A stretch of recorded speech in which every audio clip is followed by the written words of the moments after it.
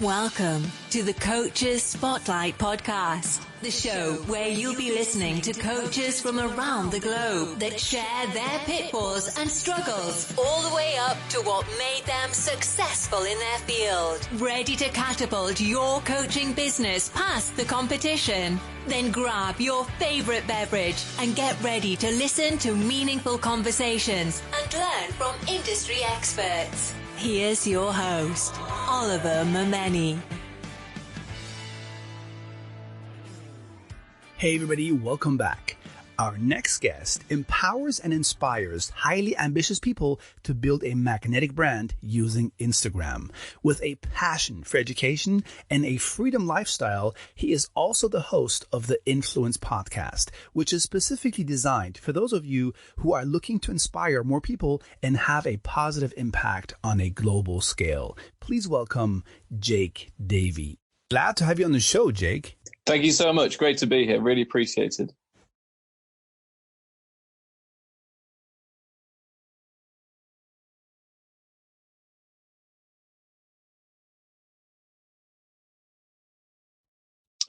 So the signature coaching program is called Instagalactic, and it is specifically to help business owners, entrepreneurs, and personal brands build their presence and position themselves as an authority on Instagram. Really, I want to help people create a profile and position themselves so that they can share their message, their branding with the world, and position themselves as the leading expert in their specific niche.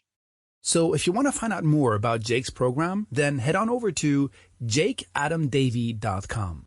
Now, before we move on, for those of you that are a coach or a consultant, or you want to become one and have not created your signature program yet, then you're leaving a ton of money on the table. But no worries, I got you covered.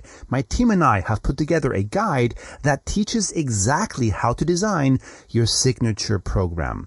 The exercises throughout the guide will systematically help you in creating a successful program all the way up to how much to charge for it. So if you want to grab a free copy of this guide, then head on over to coachesspotlight.com/guide. That's coachesspotlight.com/guide. Jake, before we really dig in, what do you believe is the main reason why not more people are using Instagram? That's a really good question, and I ask myself that a lot. I ask myself that a lot because I think a lot of people. One of the biggest things is that on one hand, people aren't aware of the numbers and the unbelievable power of Instagram right now. There's over 1 billion monthly active users on Instagram. That's a seventh of the entire planet. People that are using Instagram right now across the world. Boom. Yeah, it's enormous.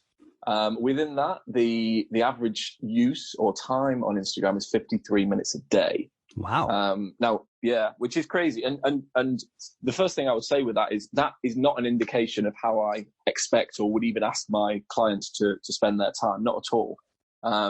It's the last thing you want to do is have your phone glued to your hand the whole time. However, from the position of building your own brand or marketing your own products and services, if you know that on average people are spending that amount of time online, there's no better opportunity for you to get your message in front of them right now.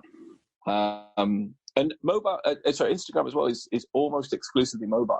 So that means that you can connect with people with that little device that we're all addicted to. I mean, even as we speak, I'm looking around just to find where my phone is. And I think the majority of people have their phone within 12 inches grasp of their hand, or it's in their pocket, or it's in their handbag. Or if somebody's listening right now and they don't know where their phone is, they're probably scrambling around looking for it, right? Because we're all addicted to this device that we carry around every day.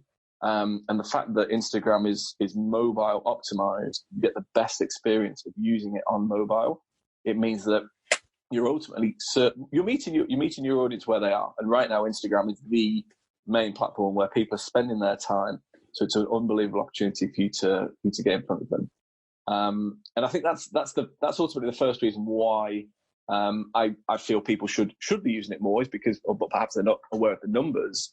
The second reason is perhaps a little bit of the uncertainty as to, is this the right platform for me?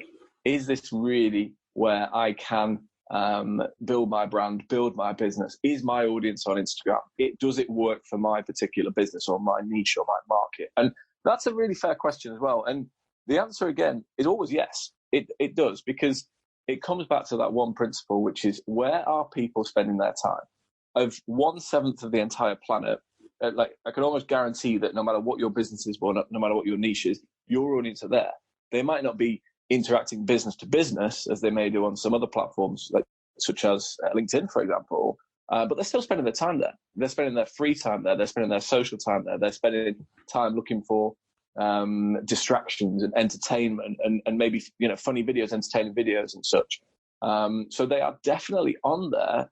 It's simply about how you go about capturing their attention. And that is something that I think is probably one of the things that I try to work with most closely when I'm working with clients, is even if you feel that your business, your niche, your market isn't quite suited to Instagram, I want to show you that it absolutely is.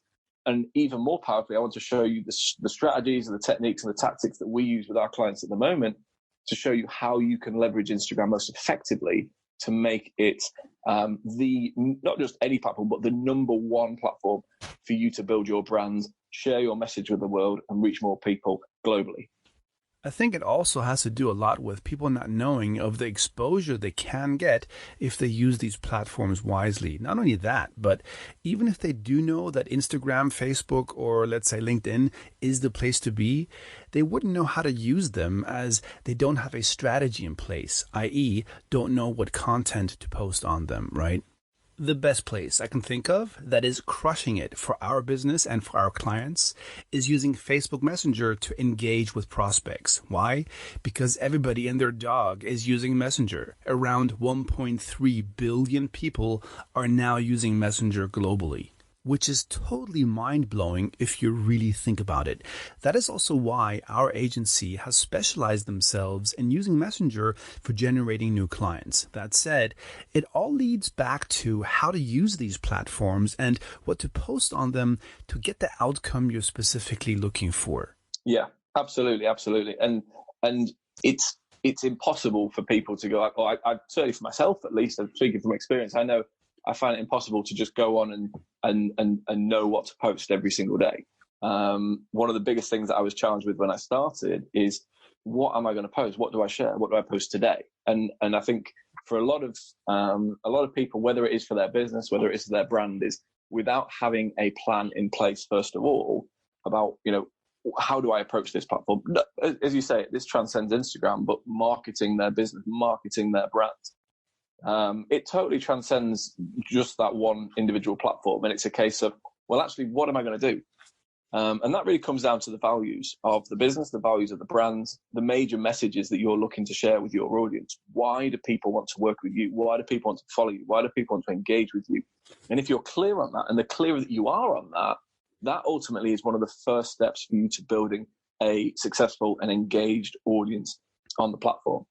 Certainly when I'm working with clients and taking people through the process that we use, the first step is always getting really, really clear on your message. And that's the case whether people are opening their Instagram account for the first time, or if they've already got 5,000, 10,000, even 50,000 followers on the platform, and they're looking to continue to grow and reach more people and connect with more people. The first step always has to be, what exactly are we trying to get across here? What's the message? What aligns with your values and the values of your audience? And it's incredible how many people almost don't consider that before getting started. But I think if we can really nail that down and people can identify specifically what it is that they're doing and what they're looking for as an outcome, that really, really helps get clarity on why you're doing this and specifically what you're going to share once you get onto Instagram as well. Oh, definitely. In other words, what is the impact you want to have? If you don't have a proper answer, then it doesn't really matter what platform or tool you want to use. Which leads me to ask you to share with us a success quote or mantra and an example of how you've applied its meaning in your life. That's a really good question. There's so many, and I was thinking about this. just this morning. There's two quotes which I absolutely love. One of them is I heard it on a podcast recently. I'm a huge fan of Tim Ferriss, his podcast, Same and here. he had a guest on one of his very first episodes, and the quote that somebody had shared, forgive me, I don't know who it is, but he said, "Don't believe everything you think." And in one hand, you could kind of argue that very much aligns with personal growth and personal development and mindfulness and such. But I think that kind of works in every area, and I include that with my business as well, because a big thing with social media and Instagram is you go on there and naturally it's people showing their best side. This is what I do. This is my lifestyle. This is how successful I am and things. And it's easy to be drawn into that and almost be pulled down by that. And this is a big importance of how you use the platform most effectively, is not being sucked in by that. It's a tool that you use to build your audience and to generate leads for your business. And that's how I see it. It genuinely is. The only reason that I favor Instagram over every other platform at the moment is because that's where your audience are right now.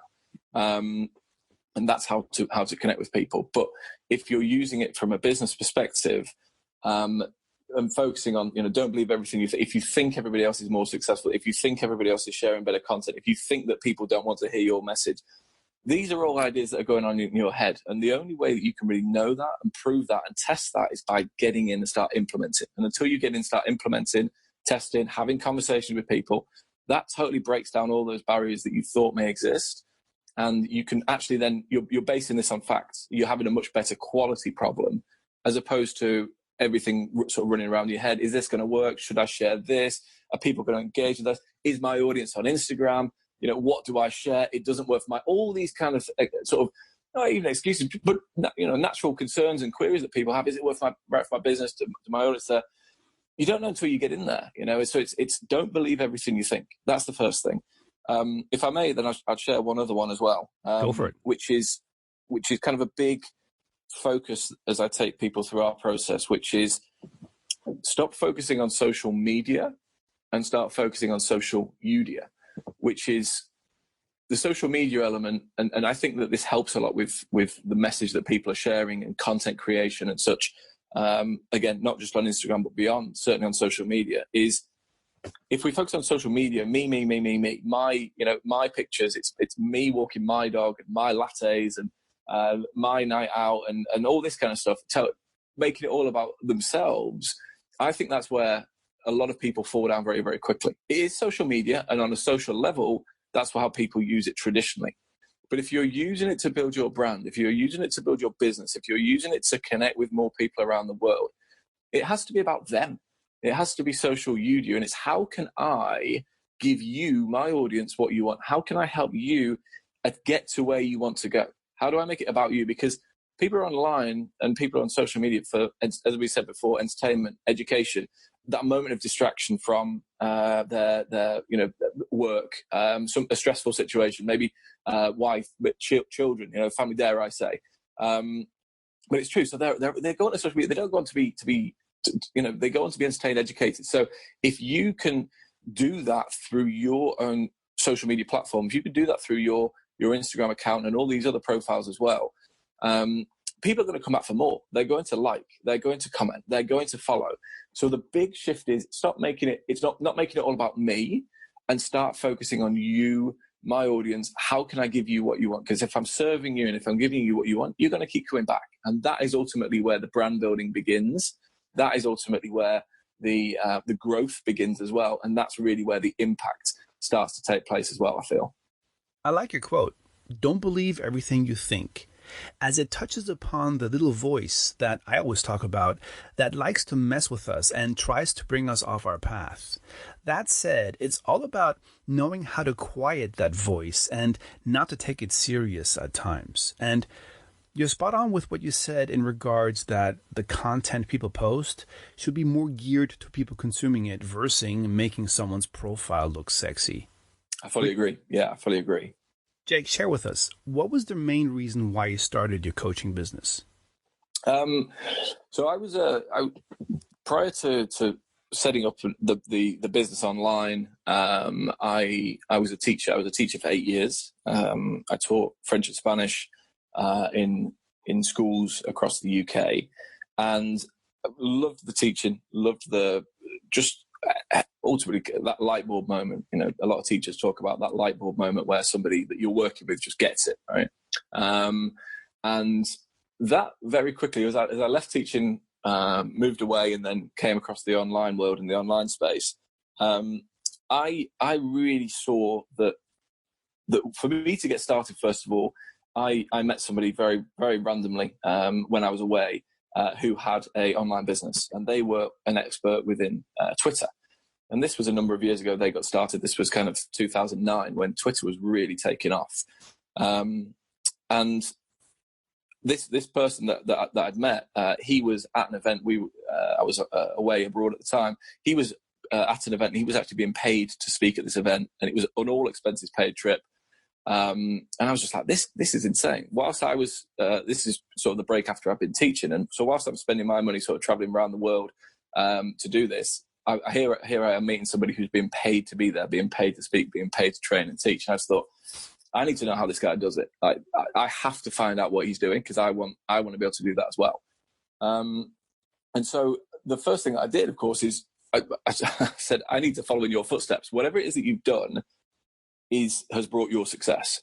And so ultimately, it tends to be the case. When you find somebody that is doing what you want to do, you need to follow in their footsteps. You need to follow their blueprint, if you like, their success plan. And his guide was become an expert in one area, or his guidance, I should say, was become an expert in one area, find something that people want right now, that you can help them with.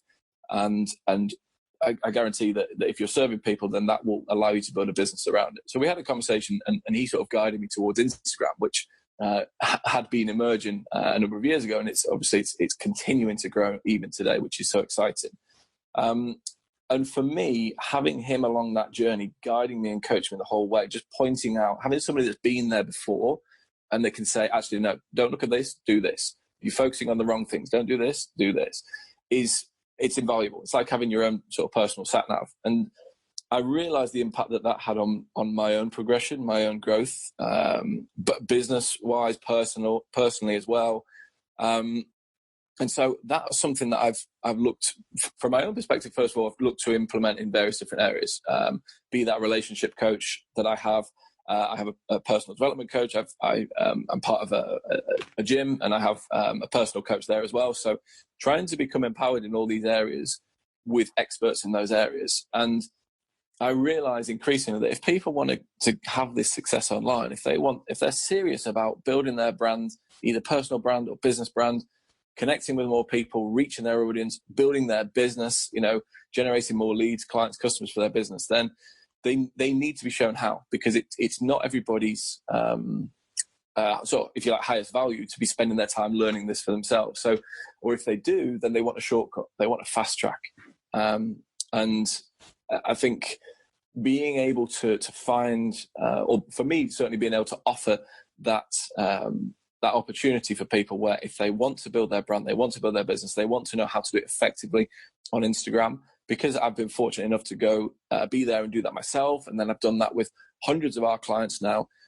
I think that is the fastest route from A to B, is having somebody that's already been there and done it, and being coached through the process, learning how to do that. And from far and away for me, in any area of life, being coached and having a mentor, having a guide gets me there quicker. And because I've seen the results myself firsthand, that is where I've then wanted to build the business around online business coaching as well. If people want to set up their business for the first time, or if they're not satisfied with the results that they're getting at the moment, or perhaps they've got an existing business and they want to transition it online, that's really where I come in, and I want to help coach them, support them through that process, through that system, through that structure that we use to really help them get the results that they're looking for their brand, increase the profits in their business, grow their understanding and experience, and get incredible results with whatever it is that they're looking to achieve as well. Couldn't agree with you more, as I was spinning my wheels for a long time until I said enough is enough and got myself a coach and followed the right people. Because as you mentioned, Jake, getting a coach or a mentor is the quickest way to achieve and reach the end goal, or better said, staying on track that you'll reach your goal. There is no doubt success takes work, dedication, and time, but going through all that makes it not only easier with a coach, but he or she helps you set goals and take the right steps, but also consistently provides supportive tips, tools, or strategies as you make progress, which in return cuts down on the learning curve. If I look back to when I started online, which was in 2008, and you would have asked me if I could imagine one day running an online marketing agency helping businesses generate leads, I would have said, no way, never, ever. Jake, if I would have asked you when you were still a teacher, if you could imagine yourself now working full-time online, what answer would you have given me? Impossible. Because exactly. I wasn't aware of it at all. I think we had a chat before we started recording, Oliver, and I said to you that I was a teacher, that both of my parents were teachers for 40 years. 5 of my 6 aunties and uncles were teachers. So I was destined to be a teacher and be in that kind of process of exchanging time for money, going into a job every single day, exchanging time for money. And it was unknown to me. I genuinely didn't believe that you could do that. I didn't even know it was possible. So only from seeing it firsthand that somebody had done it and then actually following step by step in their path did I realize that not only was it possible, but it was you could have incredible success with it. So yeah, it was unbeknown to me at the time, but thankfully, as I say, I met the right people, spoke to the right people, found the right guide who could take me through that process, and it's just been invaluable and totally changed the whole trajectory of my life. Funny you're saying that, if it's even possible, which is actually one of the main reasons why I wrote my book in 2016, because friends and family kept asking me for years, so what do you do online that allows you to live the life you're living? And I always told them what I do, but none of them really understood what it meant to earn a living online. But I can't blame them, because before I started, I also had no clue how this internet thingamajig worked and how to make money online. So they said, put it into a guide, Oliver, that outlines what you do. And I always answered, a guide is not going to cut it. I would need to write a book. And that's when the book Self-Made Authority was born. Basically, the book talks about how to position yourself as the go-to person in your field and catapult your business beyond the competition. Which is exactly what I did with my agency back in the day to differentiate myself from other marketing agencies in Spain. That said, the book starts off with me talking about how I got started online, which was out of pure desperation, as I needed to find a way to pay the hospital bills that were stacking up like crazy. If you want to listen to the story how I got started online, then head over to the first episode of this podcast where I talk about it, all the way up to why I launched this podcast. In short, if it wouldn't have been for a life coach, then I don't know if I would not only be recording the show, but maybe not even be alive. As to that time, I was depressive and suicidal big time. Therefore, I always said, if I can send the elevator back down again and help the coaching community in some way, shape, or form, I will do. And that's one of the reasons why I started this podcast, to give coaches a platform where they can represent themselves on. I love that. I love the phrase "sending the elevator back down" again. I think that's great. It's just a great analogy of being able, as you say, to bring people up and help people and support people get to the next level. Oh, absolutely. I believe it's all about helping each other where we can, as much as we can, without always expecting something back. Which reminds me of one of Zig Ziglar's quotes. You can have everything in life you want if you will just help other people get what they want. Now, let's shift gears, Jake. Share with us a story of a time in your journey where you encountered failure. Take us back to that time in your life and tell us that story and share with us the lessons you have learned. It's riddled with failure. It's every step of the way. Every step of the way. And there really are so many elements, if you like, of failure every week, every day. There are small failures. I'd probably say one of the biggest failures that I had, which sounds very strange, is when I first met my mentor, Paul, and this was the guy that I met who was being paid to sort of travel and speak around the world about setting up an online business and using Twitter. The conversation that we had was me then becoming an expert within Instagram. That was the hot topic. That was the platform. And his advice, quite rightly, was you need to go out and you need to get educated and learn everything you possibly can about Instagram. So I did, and I purchased over, I think, about 34 programs at the time. I'm over 50 now in terms of courses that I bought. Really, I'll buy them all, like, competitors and people that I've never heard of, and big courses, small courses, one-day training, whatever it might be. I'll buy it because I want to make sure that I always know the latest, or even just the way that people deliver it and people approach it. So I went out and I sort of purchased all these courses and studied. And that process started in October 2016. Bear in mind that I was positioning myself as this Instagram expert. October 2016, but I didn't actually open an Instagram account. And bear in mind, I didn't have one before I started this. I had no idea about it at all. I didn't actually open my Instagram account until February.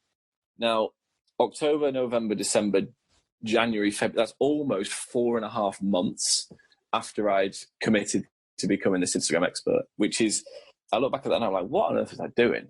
And the reason that I didn't is because I was waiting for everything to be perfect. I was waiting for, I have to just go through one more course. I have to just go through one more training. What does this person say? What does that person say? And I'm accumulating notes and notes and notes and notes and notes of all these things.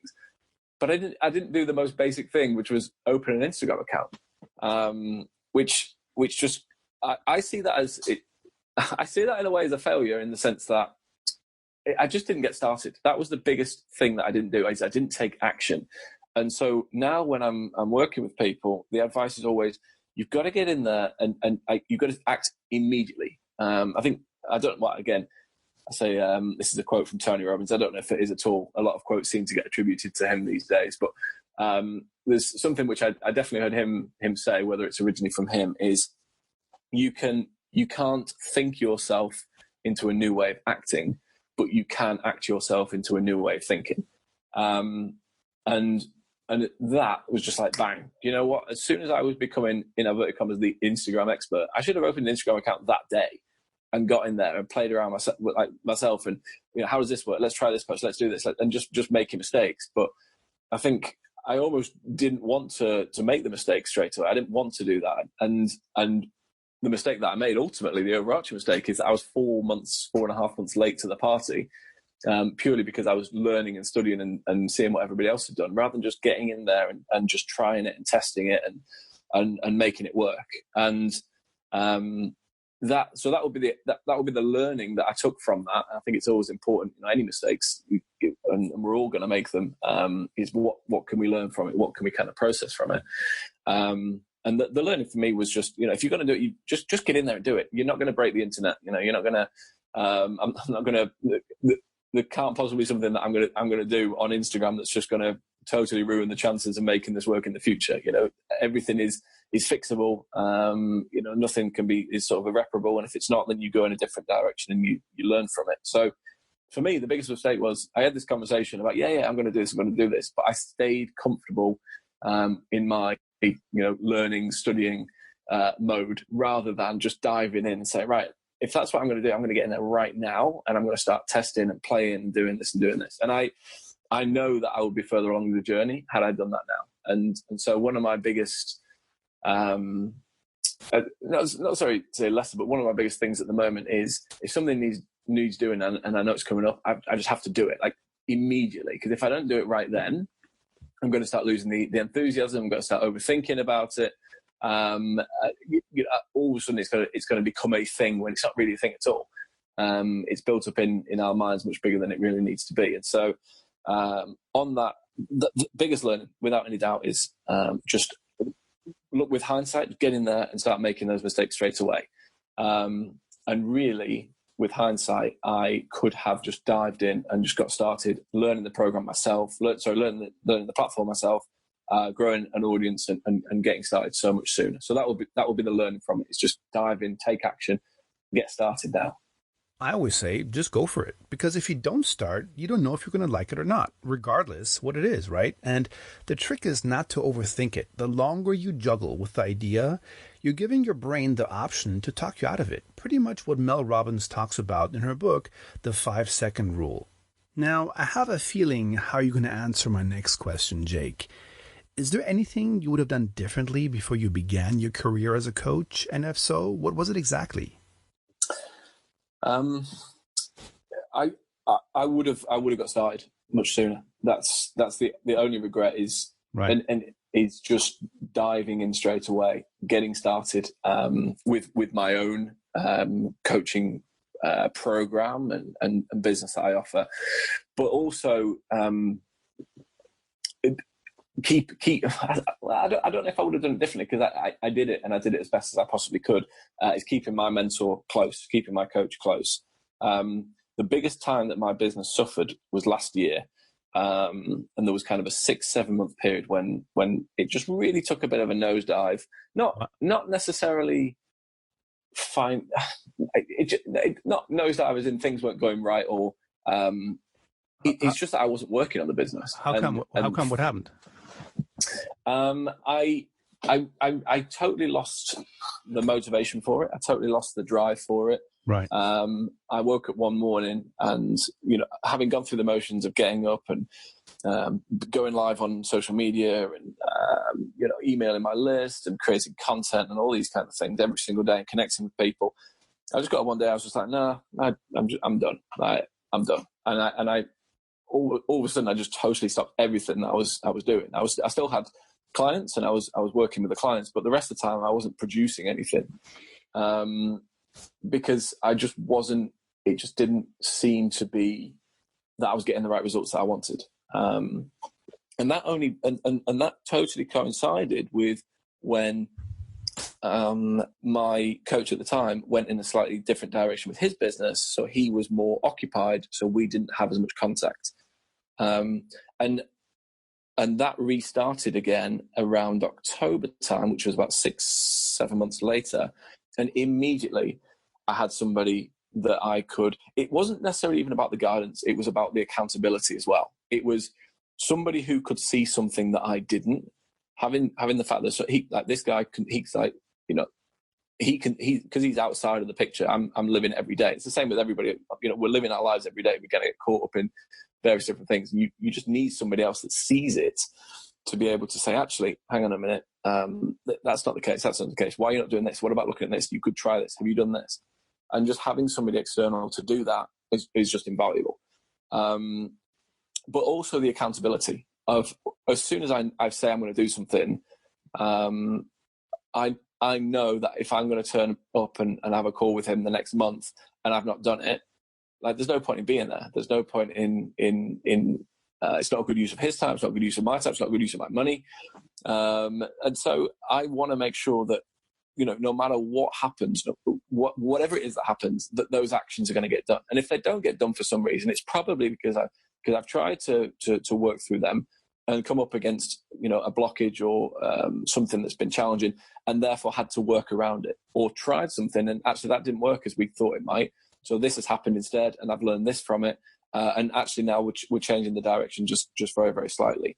But having that time when it dropped off and it was just like, actually, it doesn't feel like I'm accountable to anybody. And because I wasn't accountable to anybody, I wasn't even accountable to myself, and therefore things weren't getting done. But as soon as I brought him back in and just, I actually wrote him an email and said, I understand that you're focusing on this and you're doing this, but if you can't commit the time, I understand, but can you tell me somebody that you would advise that I work with instead? Could you recommend somebody? And that was, it wasn't a negative. I wasn't in any way angry with him or anything like that, because I understood, what he was trying to do with his own business. But I just said openly, I said, I really need you to help and continue to support me and my growth. If you're not going to be there, can you recommend somebody who would, that you would recommend yourself? Because I trusted him implicitly. And that's when he came back and he said, no, I still think I'm the best person to coach you. I know exactly, what you value. I know where you're looking to get to. I know how to help you get there because I've been there. I've done it myself. But yes, agreed. We do need to make this more consistent. We do need to make this more regular. And that was a huge thing. Just to further on that, Oliver, sorry, just on one other thing that I would say if I was doing it again. When I created the course, I've created a program which is called Instagalactic, which is specifically showing people how to. It's a sort of a 6-step process showing people how to build their brand on Instagram and become the authority in their niche. And when I created that course, I literally went away, and from everything that I knew and everything that I've learned from all those other 30 odd courses that I'd studied, I then went and created a course, and I hours and hours and hours and hours and hours every day, filming, recording, doing this, tweaking, testing, all this kind of stuff to get the course ready and then sell it. And with hindsight, what I would do now is I would sell the course first. I would market the course. I would get, and there's ways that your audience may be familiar with this, or it may be something that's totally new to them. So I won't go into it in too much detail, but just to sort of give it a bit of an illustration is that I would, if I know that I'm going to create the course, if that's what people want, then I would market the course. I would talk about the benefits of the course, what they're going to get, when the launch date is going to be, the fact that it's going to be delivered live, etc., etc., etc. And then literally ask, what are you struggling with at the moment? What do you want to learn? What do you need to know? What's a challenge? And then from all that feedback, that informs the course. And then I would actually deliver the course live over a series of, let's say, 6 weeks, 8 weeks, whatever that might be. And then use those recordings as I'm delivering it live to then tidy up, edit and such, and create the course from that. So ultimately, you're being paid to create the course. You're selling the course, you're pre-selling the course beforehand. It's being delivered live. You can take a group through a beta group, for example. You've already been paid to create the course, which is fantastic. People are getting it live. They get it with you, so you can give them extra attention. You can give them extra support. If you need to have additional support with them, then that's absolutely fine as well. At the end of it, you then edit and cut and paste and all these kind of things. So you've got this really nice, tight packaged course that you can then create as an evergreen product, which can be sold 24/7. And then from there, that's when you really start to grow and scale and send more people, more traffic into that particular funnel. So that would be the only other thing that if I was doing it again, and I've done it a couple of times since, but if I'm launching a course, I pre-sell it first and then I create it as I go to make sure that the money's already in. And I know if the money's in, it's because people want it. If the money doesn't come in, it's either I haven't marketed it well enough or it's because people don't want it. The messaging hasn't been right and people don't want it. So that's fine. I would go back, test it, tweak it, change it, and then pre-sell again, and then deliver the course once I know that it's something that people actually want. Probably the best way to create a digital course. Now, I presume it's done, and you've updated it several times, right? The course, at the moment, the main course that I have, Instagalactic, is done. That's been in place for a couple of years now. There's additions to it and tweaks and adjustments and things, but yeah, that is done. That's accessible. People can get access to that today. The domain. Look, the best place to go is if you go to the website, which is jakeadamdavey.com, and then /Instagalactic, which is INSTAGALACTIC, Instagalactic. And that's where people can actually get access to the course. They can look at everything that's included within the program, some of the results that our clients have had that have been through that, in various different areas of their business, be that generating more leads for their business, more clients, more customers, increasing their profits in their business, through to people who want to actually build their personal brands, who are being paid to travel the world now, getting free stays in hotels and maybe not specifically right now, obviously, with because people haven't got the freedom to travel, but certainly previously last year and the year before, where they've got that freedom to be able to travel and literally, getting free things as they move around the world, which is incredible. So yeah, if anybody is looking for more information on that, jakeadamdavey.com /Instagalactic. All right, cool. Now I would like that you share a story with us of a time in your journey when you had an aha moment, Jake. Take us back to that very moment and talk about the steps you took to turn that moment into success. Yeah. I think the biggest aha moment probably comes before I even started with the online business, and it was when I was teaching, and I taught through the 8 years I was teaching. I taught in 4 different schools, so it was pretty much 2 years per school, and I've thought for a long time that this is exactly what I wanted to do. I thought this is it. This is, teaching is what I want to do. And the first 2 years that I had at the first school was great. I really enjoyed it, and it was a natural progression for me to move on to the next school because I was getting promoted. The 2 years in the school after that, like, fantastic, but something just wasn't quite right. It just wasn't a good fit, and it was in a different city. I didn't know many people there. I'd moved away from Manchester, where my friends and family were at the time, and so I thought, okay, it's not quite the right fit. Maybe it's just that I'm in the wrong city. So what I need to do, I need to go back to Manchester. I'm sure that I'm in the right job, but I'm not. I'm just not happy at the moment with where I am. Maybe it's the location. So I moved back to Manchester, and that moment didn't go away. It didn't go away, and I just thought, this just doesn't feel right.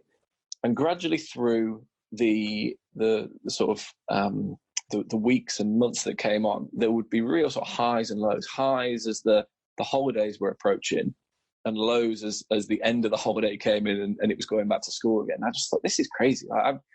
I can't be living like this. And within the staff room, I don't know if this is a phrase that you'd be familiar with, Oliver, but within the staff room there was kind of this saying of only 15 more get-ups, which means we only have to get up 15 more times this term before we get a holiday, which is basically saying I only have to get out of bed 15 more times before I get 1 week off. Mm-hmm. I've got 3 weeks to go before I get 1 week off. And I was like, this is ridiculous. How on earth am I in this environment where this is the information that I'm getting? This is okay. And I'm surrounding myself with that. I was like, this is crazy. And then before my final year of teaching, my partner and I at the time, we had obviously the advantage of being a teacher is you get great holidays.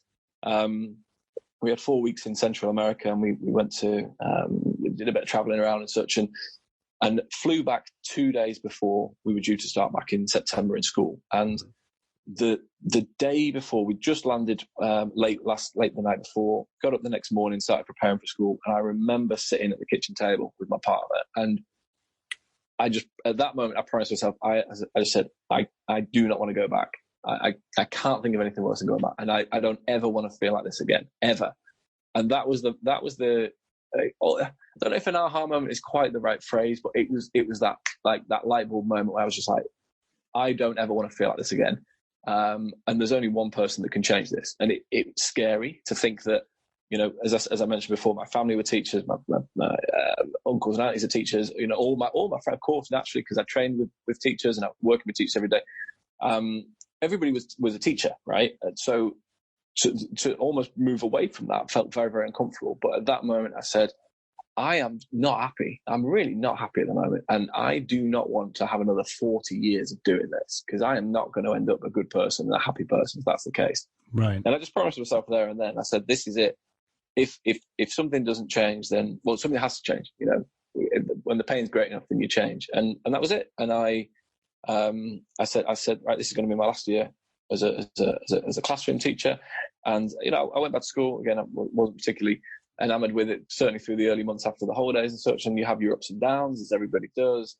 But at the end of the year, I just said, yeah, that's it, I'm leaving. And whilst all my other friends were settling down, children, families, buying houses, all this kind of stuff, me and my partner at the time, we were just like, that's it, we're going to leave. And we literally left everything, and we moved to Australia. And that moment there, when the pain is great enough that you just don't see enough progress, you're not happy, and there's only one person that can change it, that's the aha moment for me. And I see that with our clients now. I talk to people I'm very fortunate. I talk to people all day, every day about their businesses and what they're looking to do and achieve, and speak to some incredible people who maybe just don't know how to market themselves effectively.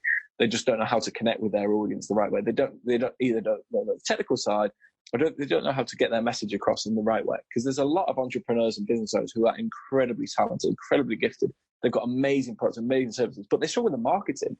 And it's not fair that the best business, the best product isn't winning just because their marketing isn't right. McDonald's does not do, well, maybe I should be careful how I say it, come after me, but I think generally people may agree, right, that McDonald's perhaps doesn't do the best hamburgers, but they definitely have the best marketing, right? So the best product doesn't always win. It's how well it's marketed. That's the essential thing. And what I really want to do is I want to help, brands, business owners, entrepreneurs who really do have a great product. I want to help them win as well. And so the aha moment that I speak to a lot of people is when they realize, you know what, actually you're right. And if I don't get help with this, if I don't get support with this, if I don't actually go through a process that works and it's proven to work, where I can get support and help with my marketing, then nothing's going to change. And I'm going to be stuck doing what I'm doing now. And it's going to keep feeling as it does. So I need help. I need support. I need systems. I need processes in place that are going to help me get from A to B. And it's that aha moment that I've had in the past, which I'm really enjoy in a way, seeing in people when they're just like, yeah, do you know what? I get it. Let's do it. We're going to take action. I want to move forward with this. I want to make this work. And they're really excited about that. And they know it's going to take them, their business, their brand to the next level. Your aha moment took me back 20 years ago, where I was living in Germany, in Hamburg, when I was around 29, 30.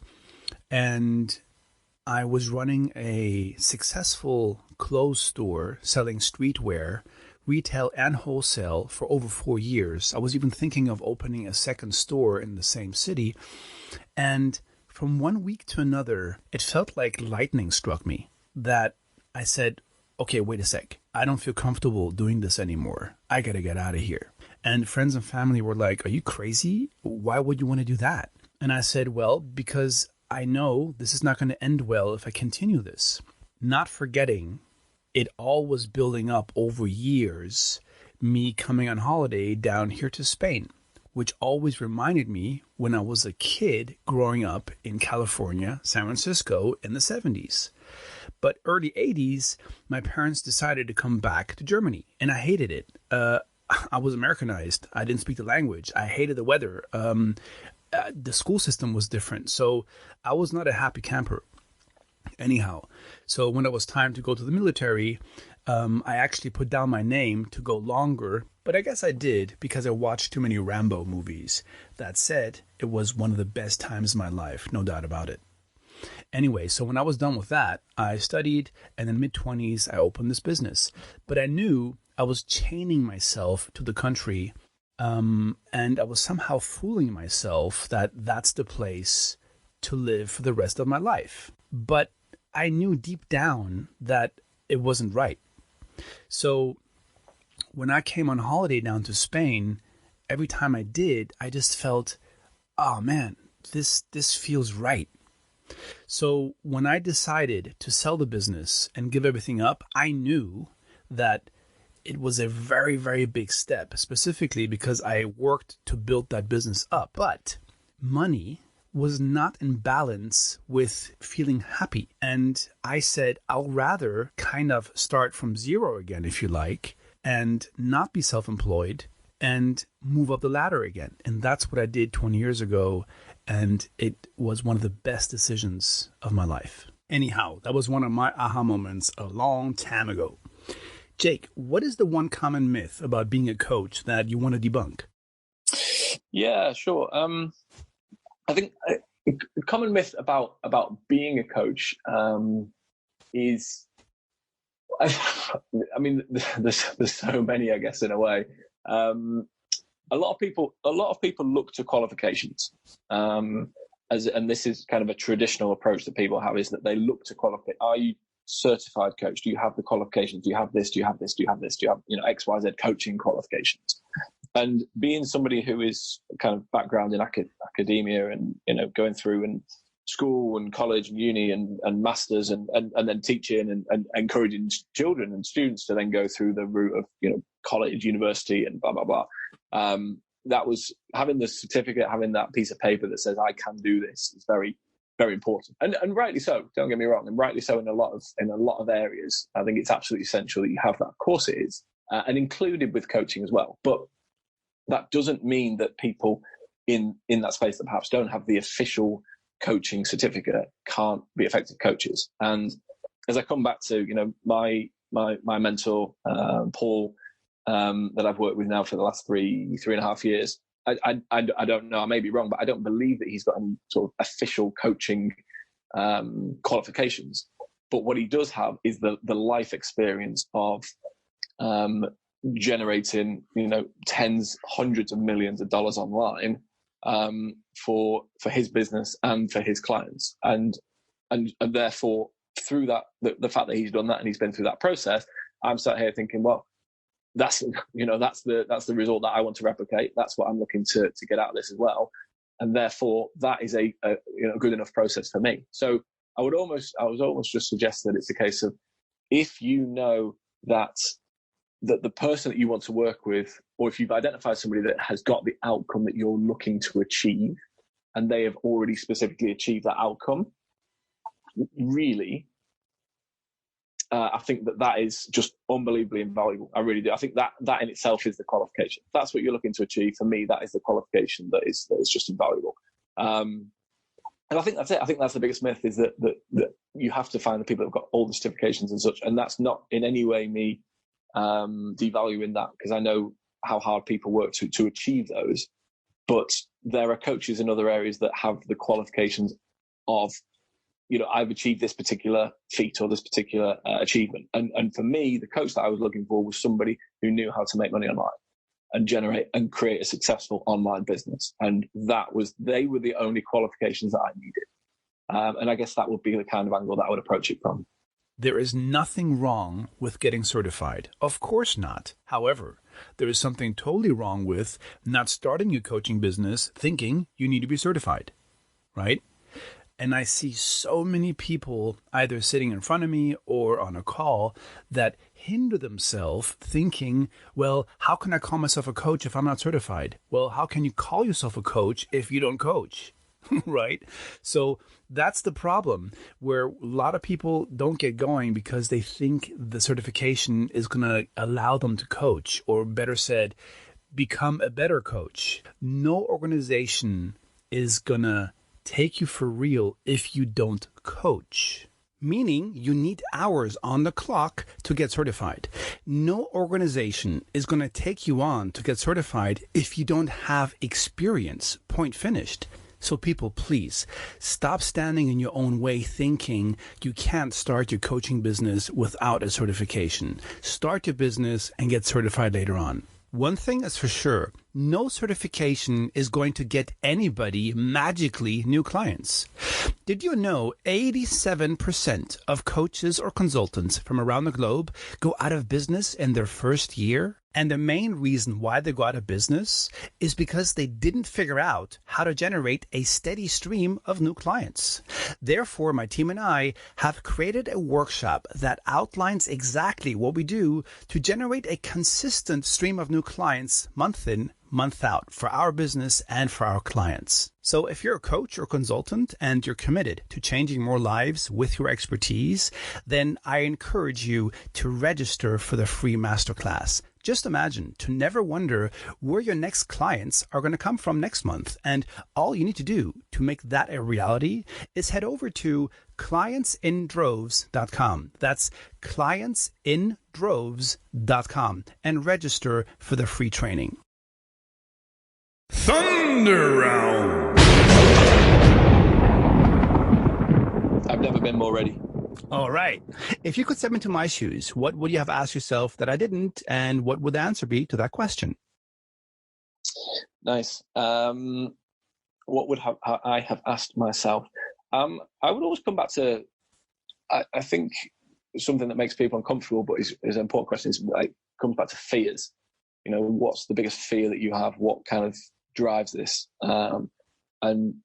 And then for me, kind of what's the biggest fear? The one question that I would have asked is advice for people getting started. But I think we've kind of touched on that already. with the idea of coaching and finding somebody who is a coach and who's had that success and had those results that you want to emulate. And if it wasn't that question, then it would come back to fear. And what's the biggest fear that you've got right now? And how is what you're doing every day moving you kind of away from that or helping you manage that? If you could go back in time and meet the 20-year-old Jake, what advice would you give yourself? Don't believe everything you think. Mm-hmm. What is the one thing most people don't know about you? That I'm actually very not particularly confident, and not I really shy away from a lot of interactions that I have with people. If you could meet one person you have not met yet, what would you ask them, and what would you want to know from them? I watched a documentary on, certainly within technology, a documentary on Netflix, which is Bill Gates, and it's like Bill's brain. And I'm fascinated by him. I'm not saying that I'm a particularly massive fan of him. I'm certainly not saying that I prefer Windows over Apple or anything like that, because I don't. But I think maybe just because I'd seen his documentary, and I'm fascinated by him. And I would really ask, well, I would ask the question about how can people have the biggest impact on the planet? That's what I would be really interested to know, is how can people have the biggest impact on the planet? And the reason that I say that is for anybody who's not watched the documentary, by the way, I'd highly recommend it. I think it's called Bill's Brain. And it's regarding, it's about Bill Gates' journey, and the fact, obviously, he's accrued massive wealth, but what he's able to now give back with that wealth. And I think, a lot of it'd be interesting to see how much negativity he's drawn. I know there's been quite a lot from, he's got plenty of money, he's got too much money, he doesn't need all that money, all this kind of stuff. But actually, when you have that level of wealth, then you are able to help so many more people and impact so many more people. So that would be the question that I would ask, is what is the biggest defining factor that allows you to impact as many people as possible? What is the best advice you have ever received? The best advice I've ever received is I keep coming back to that question, that quote, which we've mentioned 2 or 3 times now, and the idea of it being, don't believe everything that you think. And forgive me, because I know that's not necessarily original to what we've been talking about, but I just think that's so powerful. I really do, because our view of the world is simply our perception, and it's what's going on in our minds and our brains. True. And such, and that's it, but there are 7 billion other people on the planet right now who all have their own perception of reality and their own take on the world and what's going on. And we are ultimately limited by what we think, what we can believe, what we can envision, what we can just what we can see, either physically see or see in our mind's eye. And that little voice that holds us back again. And the only way that you can get out of that is, first of all, being aware of it, but then surrounding yourself by the right voices. And this, again, comes back to the value of having a coach, having somebody that's been there before, that if you know where you want to get to, the destination you want to get to, find somebody that can help you get there and help you, and they will help pave that path for you. You don't have to see in your own mind, you don't have to see every single way that you're going to get there. But so long as somebody else knows how to and they can guide you, that's the most valuable thing. So even if you think that you can't, even if you're not sure how to achieve it, even if you're terrified of doing something, if you don't believe that it will work, don't believe everything that you think. That would be the advice. Why don't we talk a little bit about your podcast called The Influence Podcast? What is it about? Yeah, sure. So the Influence Podcast is, it's ultimately how we talk about how people can use social media to build their impact, or to impact the world, and to influence more and more people. Influence, kind of a play on the word influencer from Instagram, which is kind of a new word that's been created in the last few years with the rise of the influencer. But influence it's all about how brands, businesses, companies, individuals can impact the world, impact people on a global scale using social media, and the best ways to do that. And as well as that kind of the message, I also talk about practical tips that people can use right now if they want to get started with Instagram. So there's a lot of tips and tricks in there that I use. And it's literally, talking through different strategies and ways to build your brand, reach your audience. Technical side, going and doing live video, creating stories on Instagram, running Instagram ads. There's episodes in there about ads as well. And it also combines interviews with influencers and influential people that are using social media effectively, how they've done it, how it's impacted on their brands, and advice that they would share with other people so that they can do the same. Then let's wrap up this podcast with the last question, and then we'll say goodbye. Who do you specifically work with, and who should contact you if they want to work with you? Basically, who is your ideal client? So my ideal client it's somebody who has the drive, the desire, the inspiration to impact more people. If they have got a message that they want to share, if they have got a brand that they're looking to build, they want to help more people, they want to serve more people, then definitely that is the right person for me to speak to. Because whether you're building your personal brand and you're growing your personal brand so you can share your message with the world, impact more people, help more people, serve more people, then you are definitely the right person. Equally, if you are looking to generate more leads for your business, your product, your service, and bring in more clients and customers, then you would be the right person for me to have a conversation with as well. Because using the strategies that we have at the moment, the tools that we use at the moment, we've had some unreal results, not just ourselves, but with our clients as well, helping them generate leads for their business. But ultimately, that's what it comes down to. And it's naturally, it's people that have that open mind as well, that they are open to maybe things that they haven't done before, or if they have used social media before, then it's open to new ways of learning, new strategies, new techniques that we're implementing and using at the moment. And they've come with that open mind. They're ready to serve. They're ready to use social media for good. And they want to impact more people, share their message, and help and serve more people around the globe. So if you want to connect with Jake, just head over to jakeadamdavey.com or visit coachesspotlight.com and type Jake in the search bar, and you'll find the show notes for this episode and all the links that lead to Jake. With that said, I hope you enjoyed this episode. Jake, it was a pleasure having you on the show. Thank you so much. It's been fantastic. I really enjoyed it, Oliver. Thank you. Thank you for tuning in to the Coaches Spotlight podcast. If you liked the show, then please make sure to rate us, leave a review, and subscribe. We appreciate your support. See you next time.